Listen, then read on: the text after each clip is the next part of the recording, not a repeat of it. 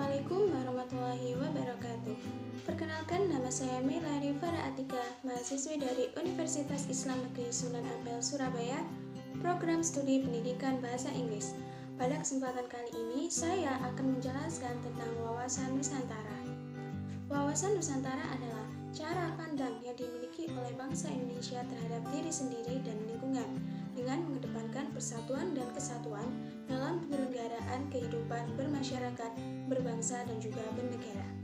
Dalam wawasan Nusantara memiliki dua landasan. Yang pertama, landasan ideal berupa Pancasila. Yang kedua, landasan konstitusional berupa Undang-Undang Dasar 1945. Faktor-faktor yang mempengaruhi wawasan Nusantara. Yang pertama ada faktor geografi atau wilayah. Dalam konteks negara kita Indonesia mempelajari tiga aspek. Yang pertama, aspek kepulauan Indonesia. Di sini kita harus tahu bagaimana awal terciptanya nama bangsa Indonesia. Yang kedua, ada aspek konsep wilayah laut. Berdasarkan hukum laut internasional secara garis besar negara Indonesia. Yang pertama, negara kepulauan. Yang kedua, laut teritorial merupakan wilayah laut yang lebarnya 12 mil laut diukur dari garis pangkal. Yang ketiga ada perairan pedalaman merupakan wilayah dalam daratan atau sebelah dari garis pangkal. Yang keempat ada zona ekonomi eksklusif atau ZEE di mana tidak boleh melebihi 200 mil.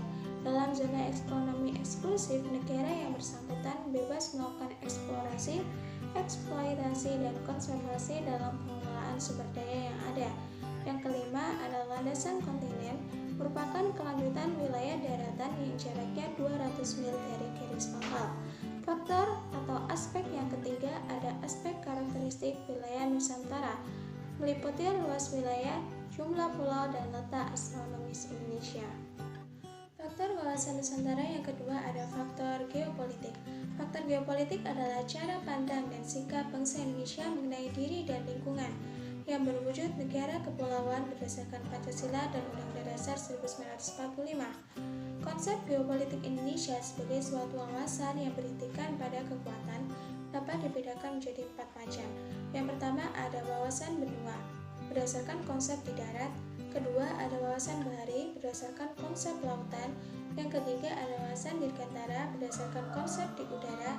Dan yang terakhir ada wawasan kombinasi merupakan integrasi ketiga wawasan sebelumnya. Faktor yang terakhir ada faktor geostrategi. Faktor geostrategi adalah suatu strategi dalam memanfaatkan keadaan geografi negara Indonesia untuk menentukan kebijakan, tujuan, dan sarana guna mewujudkan cita-cita nasional. Konsep dasar dari geostrategi Indonesia adalah ketahanan nasional berdimensi Astagatra. Astagatra meliputi Trigatra alamiah dan juga Pancagatra sosial. Dalam Trigatra alamiah terdiri dari geografi atau wilayah, sumber kekayaan alam, dan juga kependudukan. Sedangkan dalam Pancagatra sosial terdiri dari ideologi, politik, ekonomi, sosial dan budaya, pertahanan dan keamanan, atau disingkat dengan Ipolesos Budhankam. Dalam pelaksanaan Astagatra ini masih memiliki banyak kendala yang harus dihadapi bersama. Sekian dari saya, kurang lebihnya mohon maaf. Terima kasih. Wassalamualaikum warahmatullahi wabarakatuh.